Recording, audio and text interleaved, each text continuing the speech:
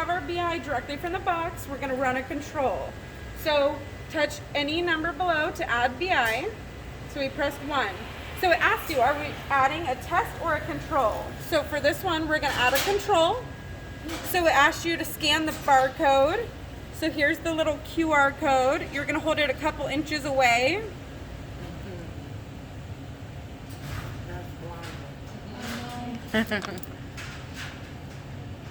So that's about like 4 inches away. Information received. So operator name or user ID. So you can either do, what do you guys normally do? You can do a first name or you can do initials. First initial, last name. Can we do that? No, Okay. that is so loud. Oh, your last name. Stop it. You want just initials? Yeah. Okay. Is there any So other DA for you? DA is me, Okay. yeah. So once you type it in once, there's always going to be a little drop-down menu, though. My so name you is won't short. have to retype it out again, okay? So you'll hit next. So what color do we have here? Red, pink, or yellow? Okay.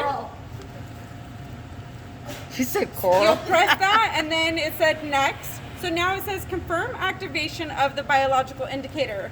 So step 1 to activate. Completely press cap down until glass ampule breaks. So depending on, so we actually do have You a, get it there. The purple. so these, technically we're not supposed to use these for Oh. this. I pushed. I do it with my hand. Yeah, there's a new one out. These technically aren't supposed to be crushed because they're super delicate. So right now, at first glance, do you see any purple down here on the spore? No. Nope. Nope. Yet. So is it fully crushed yet? No. No. No, okay. Wait. So you really got to press down on it, huh? Yeah. Okay, there we go. Press, There shake you it. go. There you go. Perfect. So that was step 1. So step 2, visually inspect to ensure glass ampule has broken. So we did that. And 3, shake rapidly to ensure liquid flows into the growth reservoir, meaning down here. So this purple is what feeds the spore. Okay, so it says you not sit on your follow directions. Okay, I was just too slow for it. So now I have to mark activated. So place the activated BI into well number 1 immediately. So you're just gonna sink it in there and it'll stop once it sits. I like it. So it says success, well number 1 is incubating.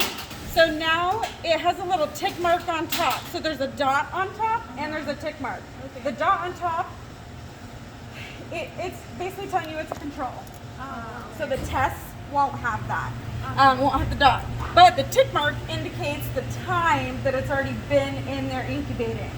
So right now, since it's 30 minutes, once it gets halfway, you'll see them to start to kind of add up. So once it's halfway, then you know, oh, I have 15 minutes left. Once it's done, then this circle or this number is going to either have a green circle around it or red. So if it's red, what would you think that would mean? Fail. It's a fail or positive control or positive bias.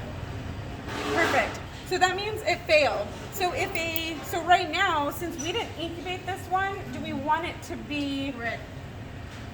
Positive. right? Yeah. So this is a smart reader. It knows that the control should be negative or should be positive. So it's going to be green because that's good. Oh. Oh. We know that that's what we want. Oh. Oh, So that's it's smart. confusing. So you don't have to do any of this detective work. If it comes out and it says, oh, it's negative, that spore is killed, well, it shouldn't be because it wasn't exposed to hydrogen peroxide, so then it's going to be red. So then, yep, so it'll alarm. So in the opposite situation, so we pulled it out of the sterad, so that spore should be dead, we plug it in here, and if it comes out positive, then it's going to flag red. Say, hey, this is not the result that it should be.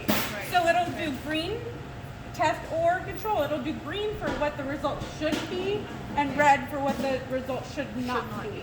Okay. So you don't need to think, oh, red, oh gosh, what do I do? Again, red means stop, don't move forward, there's something wrong.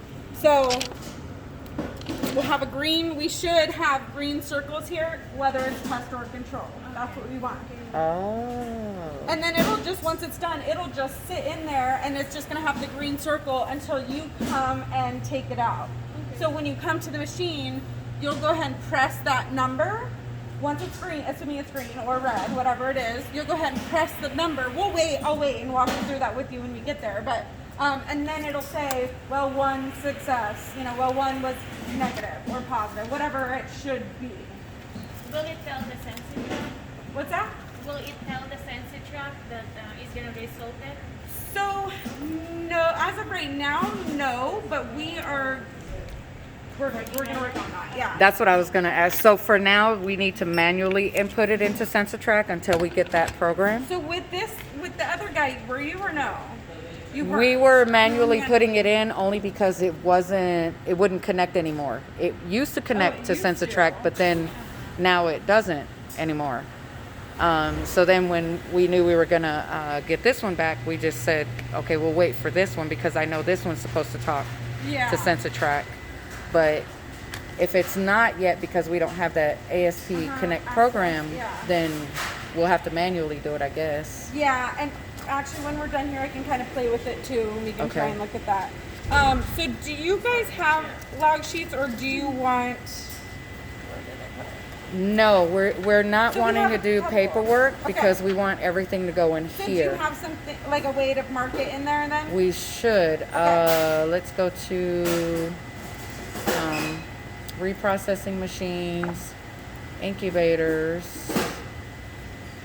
STERAD. So there's the velocity reader right there. Okay. Perfect. And because we didn't plug it into that gray port thing, I don't think it's going to let me test it. Yeah, see, it's going to say offline. So Okay, we'd have to let's plug it try into that gray Well, cord. let's wait till this is run, and then you and I can play with Okay. it. Try.